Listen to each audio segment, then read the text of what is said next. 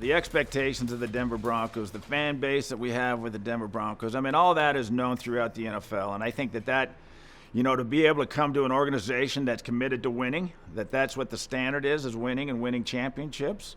But also, a great place to live.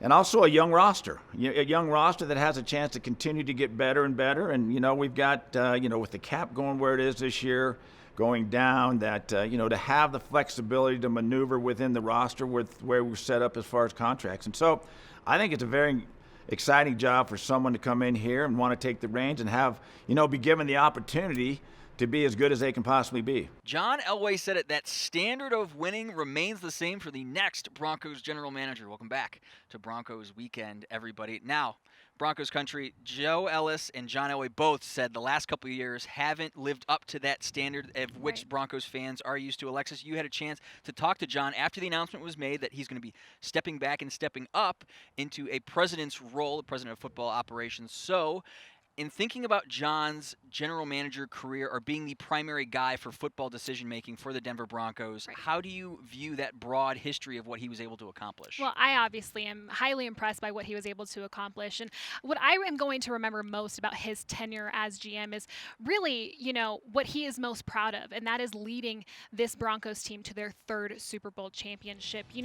He was the first to really think, hey, maybe we should reach out to one of the greatest of all time, and Peyton Manning. And I have to remind you, Peyton Manning wasn't a sure thing. He was coming off that neck injury. We didn't really know exactly what Peyton Manning was going to be here in Denver, and that risk really paid off. And then, you think about that offense in 2013. That was by far the greatest offense in the league. But when they made it all the way to Super Bowl 48, they suddenly realized, oh, wait, that's not how you win a Super Bowl. They got smoked, we all remember, by the Seattle Seahawks.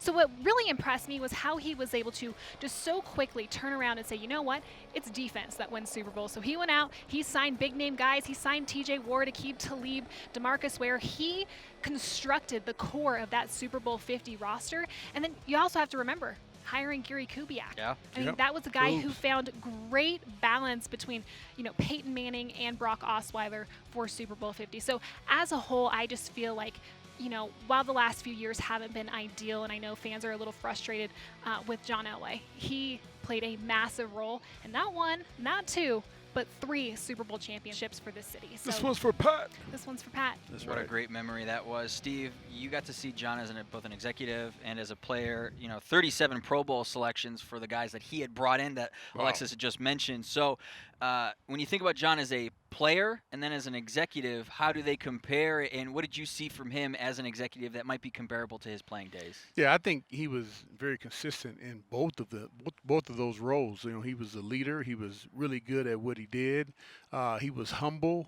Even as a player, I know a lot of people would ask me, what's John Elway like? I'm like, man, he's like everybody else. He takes time. He talks with his teammates. He'll have a drink every now and then. We had a really good time. And, I can see him moving up to the next level, being the same way. Some people are wondering, will he be just hovering over, micromanaging the GM?